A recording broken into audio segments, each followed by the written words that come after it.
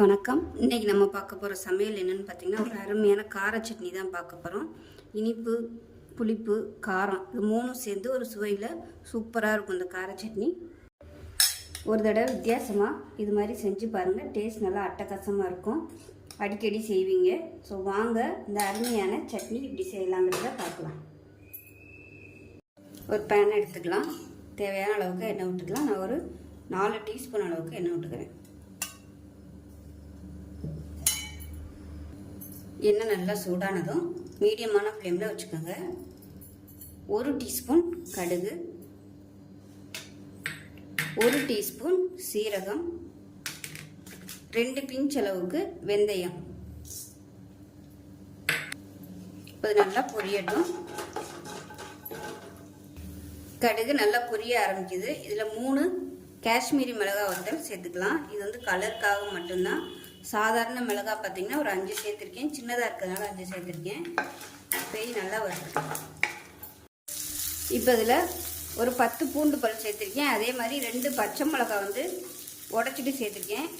அதே போல் 1 table spoon அளவுக்கு வெள்ளை எள்ளு சேர்த்துருக்கேன். இதெல்லாம் சேர்த்த வீடியோ வந்து ரெக்கார்ட் ஆகலை. இது வந்து சேர்த்துக்கோங்க. இப்போ மீடியம் சைஸாக ஒரு 4 தக்காளி சேர்த்துக்கலாம். தக்காளி வதங்குறதுக்கு உப்பு சேர்த்துக்கலாம். இப்போ தக்காளி நல்லா மசிய ஆரம்பிச்சிருச்சு. இதில் வந்து ஒரு 2 டேபிள் ஸ்பூன் அளவுக்கு வெல்லம் சேர்த்துக்கலாம். சேர்த்துட்டு இதை நல்லா வதக்கி விட்டுட்டு அமர்த்திடலாம். ஆறுனதுக்கப்புறம் அரைச்சிட்டு பார்க்கலாம்.